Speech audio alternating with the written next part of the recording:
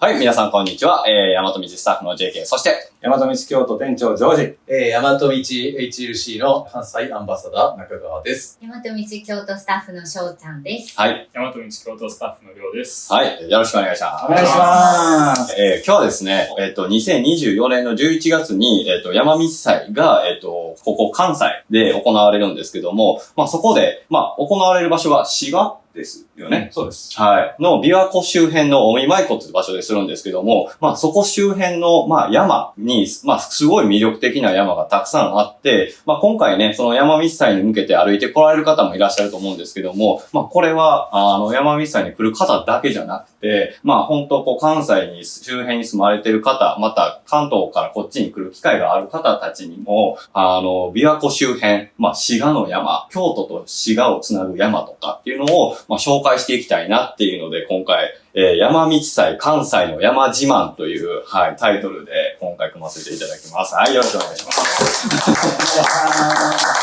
ょっと皆さんもうちょっと反応ください。そうですね。びっくりするぐらい一人でした。じゃあちょっと、りょうくん。はい。お久しぶりですよね。久しぶりです。何ヶ月ぶりかです。育休に入られて。はい。ちょうど4ヶ月経ったのかな。はい。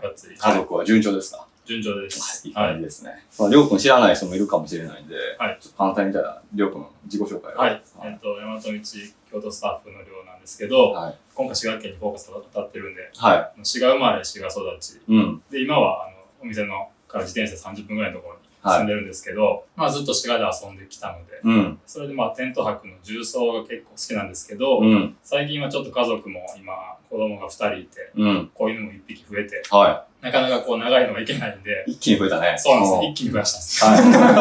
はい。それで、日帰りで滋賀県近郊の山とか、特にね、滋賀県の北の方僕行けてなかったんで、うん、最近はそこに日帰りで行ったりとかして、なるほど。滋賀の視野を広げようかなと。なるほどですね。はい。やってます。ありがとうございます。結構、りょうくんすごい滋賀で遊んでるっていうところなんですけども、関西アンバサダーの、筋肉さん。僕、筋肉さんって呼ばせてもらってるんですけども。僕も呼ばせてもらってます。ここでは中川さんのことを筋肉さんって呼んでます。はい。で、筋肉さんは結構その関西エリアで、その HLC のプログラムを組んだりとかするときって、割と滋賀の山とかって行きますか？滋賀の山は、ワークショップっていうカテゴリーで、平山系を使うことが多いですね。年に1回は必ず行ってるかな。なるほど。ジョージとか、みんなプラクティスも行ってませんでした？プラクティスで。僕は行きましたね。それは、高島トレーね。そういった形で、プログラムでも、おなじみの、滋賀周辺の山ってところだと思うんですけども、皆さん、パッと一言、京都とその滋賀をつなぐ、そこの周辺の山とかの印象としてどんな感じですか？そのさっき言った高島のあれは、HLC の時のハイライトみたいな。エピソードとか。僕自身のちょっと紹介すると、僕本当に大和道入るまでって本当日帰りで家族でいつも関西でハイキングしてたんやけど、もう基本やっぱりもう関西近郊が多くて、もう滋賀県が一番よく使ってて、でその中でも、さっきもお話しあった、高島トレイル周辺とかもやってて、日帰りでは結構行ってたのね。でそれを、この大和道に入ってから、この80キロをつなぐ高島トレイルに挑戦したんだけど、やばくて。なかなかやばくて、その時りょうくんも一緒に参加したんですけど、全長80キロあるね。を2泊3日で駆け抜けるだけどもやばくて、もう体もついてこなくて。なるほど。でもどうにか歩くことできましたけど、すごい綺麗なところで。高島トレイルは、先ほどジョージが、日帰りで歩いたよって言ってた赤坂山の東の方にある国境スキー場っていうところのあたりが、起点になりまして、この青い線ですね、がずーっと、高島トレイルになってて、朽木の村の方に降りてくるこちらが、桑原橋っていうところが、終点ゴールになります。なるほど。それってトレイルがゴールになってるんですか？そうですね、トレイルを抜けたところがゴールですね。一箇所は国道とか歩いて、ロードもありますけど、ほぼほぼがオフですね。景色的には、結構見えるんですか？そう、分水嶺って呼ばれてるところで、歩き出し北から歩くと、右には日本海が見えて、日本海見えるんですね。左には琵琶湖が見えるっていう感じなんですね。で、要は分水嶺っていうことで、こちらに流れる水は日本海にこちらに流れる水は琵琶湖にっていうことで、分水嶺っていうのが、一目でわかるような、すごい絶景よね。なかなかないですね。なかなかないですね。分水嶺ってやっぱ結構こう、すごい壮大な感じがあるんですけど。ロマン。ロマンですか。水に浮いたようなね、その山がね、浮いてるように見える。なるほどね。まあ、行ってみるとわからないですね。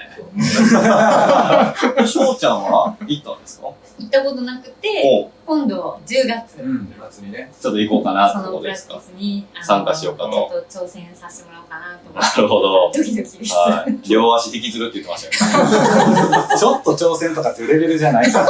両足引きずってどんな状態なんですか？翔ちゃんは、じゃあ、結構この周辺は好きな場所とかありますか？私は好きなのは、朽木からジャタニガミネ。ジャタニガミネ。いつも言えへんね。俺言われへん。これ言うのに2年かかります。僕も最初そんなかかんねん。ジャタニガミネ。ジャタニガミネ。この朽木の平比叡山系の最北端からジャタニガミネを目指して、で、ブナガ岳を経由して、北平峠、インタニ口の方に、登山口に降りまして、平駅まで。なるほど。歩きました。ここに上がると、もうそこからずっとブナガ岳まで稜線が続いてるんですよね。そこがもうすごい絶景で、琵琶湖も見えますし、なんかパノラマになってて、広がってるんですね、景色が。そうなんです。そこって何泊ぐらいで行くんですか？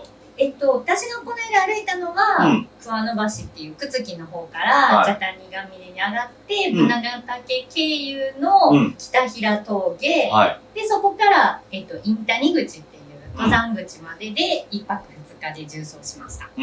あ、それ、じゃあ1泊2日ぐらいで行けちゃうんだ。ゴールが、その、近江舞子らへんになるんですか、それも。あ、平駅。じゃあ今回の山道さんの会場にも近い場所。一駅ってまあ一駅ですね。なるほど。でも温泉があるね。そうなんですよ。ピアトピアっていう温泉が。私も行ったことあります。だからそれはそういう意味でこっちになる。いや、ご褒美感があって、すごい降りてきた時にはね、なんかそのままね、温泉にダイブできるような感じもいいかもですね。ご褒美で言うと、こっちの北小松に降りると、滝がね、大きな滝があって、それがまた気持ちいい。見ててね、マイナスイオン、ギュンギュンの。マイナスイオンはギュンギュンって言います。滋賀の山って、結構割と、冬雪降りますよね。降ります。結構ドカ雪って感じがするんですけど、雪山のいい練習になるというか、それぐらいかなと思うんですけど、やっぱりそうすると、水量がなんかやっぱちょっとすごいですよね。滝になってる場所とか、その川とか、やっぱ水が多いイメージが、綺麗ななんか水が楽しめるかなっていう。ちょうどね。広げて。もう一回最初からやる？拾っていこう。びっくりした。他にじゃあ、ジョージはおすすめなトレイルとしたらどこになるんですか、ジョージは。だからさっきも家族でよく行ってたって言ったけど、久しぶりにこの前も、高島トレイルの赤坂山赤坂山っていうのを家族3人で登ってきて、ちょうどふもとに牧野高原キャンプ場っていうキャンプ場があったんで、そこを利用しつつ1泊2日で、赤坂山登ってきたんですよ。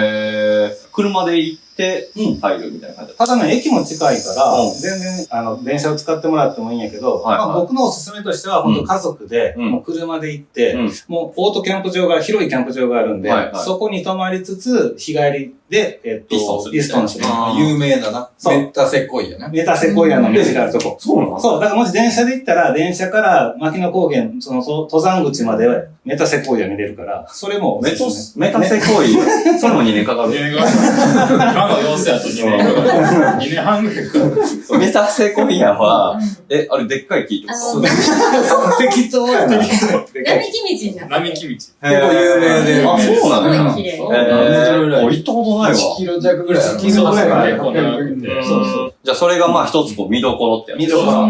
プラス、その牧野高原のキャンプ場には温泉もあるんで。そう。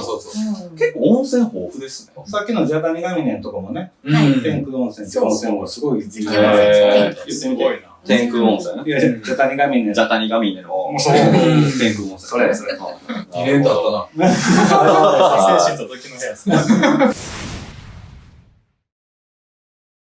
ここで誰か受けてたらコメントください。じゃあちょっと他になんかおすすめのトレイル、はいっていう人はありますか？ちょっと入れて僕らこの間、京都から繋ごうよっていうんで、平比叡がね、ここの延暦寺からスタートして、今、大和道京都にいるんですけど、ここから京都一周トレイルに入って、からも繋げるんですけど、僕たちはちょっとこの間ね、大道夏目さんと、ジョージと、比叡山の延暦寺のところから、会場まで行ってみようよ。行ってみました。あ、そうなんですね。何泊ぐらいできやったんですか？1泊です。1泊か。はい。何キロぐらいですかね？平比叡自体が、ジャタニまで通すと50だから、刻段すると多分40弱ぐらいとか、40弱とか、そんなもんですね。多分初日20ぐらい歩いて、2日目は僕ちょっと離脱したんだけど、そうそう。一緒に。夏目と、はい。最後ゴールまで行って、もう最後琵琶湖にドボンで。結構そのトレイル自体は、ちゃんと整備されてるというか、歩きやすい道になってるんですか？そうですね。比較的迷いはしなかったけど、歩きやすかったことは歩きやすかったけど、そういうちょっと風景は違ったかな。なるほど。京都はちょっとすごいアップダウン大きかったですよね。すごい。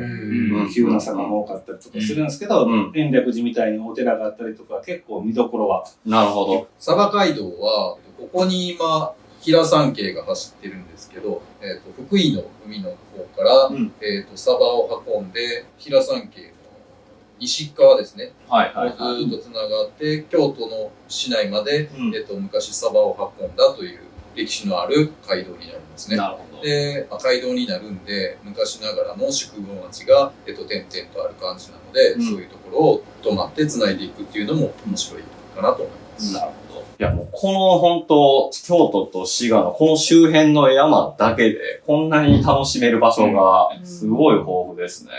サバ街道自転車で走ったり、ロードバイクで峠越えて行ったりっていうのロードもあるんだ、そういう道が。なんか京都から滋賀県まで行くこともありますし。なるほど。琵琶湖周辺も自転車今、走れるロードができてて、そういう巡り方も確かに。なんか、バイクトゥね、山道祭っていう形でね、サークルズのもんじゃさんとかも毎年ね、来てくださってると思うんですけど、そういう形で入られるっていうのもいいかもしれないですね。バイクトゥ、ハイクトゥ、ね、山道祭とか、なんかいろいろできるかもしれないし。じゃあ、なんか他言い足りてないところあります？トレイルとして。じゃあまだ出てない、リトルヒラ。リトルヒラ。はい。さっきまではずっと平山脈の北側の、主脈というか、こっちだね。ちょっとこっちの JR の大三鷹島駅から JR 北小松駅まで行けるっていう、リトルヒラっていう、大体、平均の標高700メーターぐらい。ヒラの方は1000から1200ぐらいが連なってたりするんですけど、リトルヒラは700ぐらいなんで、比較的低いところ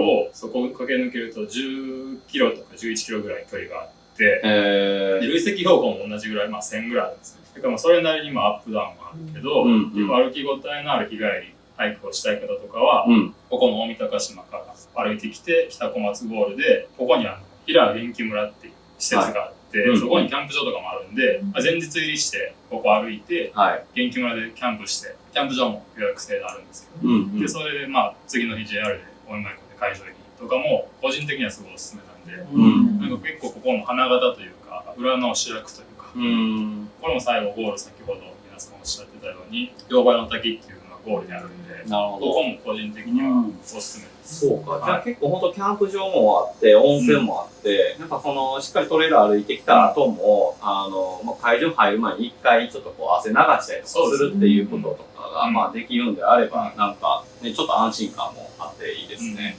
今回紹介したいところのルートはこんなところですかね。滋賀と、京都、ここ周辺をつなぐ山々を、紹介させていただきましたけども、それ以外にもね、たくさんもちろん神戸とかそっちの方行くと、六甲山あったりとか、本当いろいろまだまだ名だたる山もたくさんあるんですけども、ぜひね、この機会に、本当この11月とか、12月入る前とかまでであれば、本当雪も降らず、紅葉もね。紅葉も楽しめながらね。じゃあ、皆さん、ぜひ、この周辺の山に来られる際は、大和道、京都に、寄っていただいてですね、情報収集していただいたり、ビールたくさん買って持っていただくっていうのも、いいかなと思いますので、お待ちしております。それでは皆さん、ありがとうございます。ありがとうございました。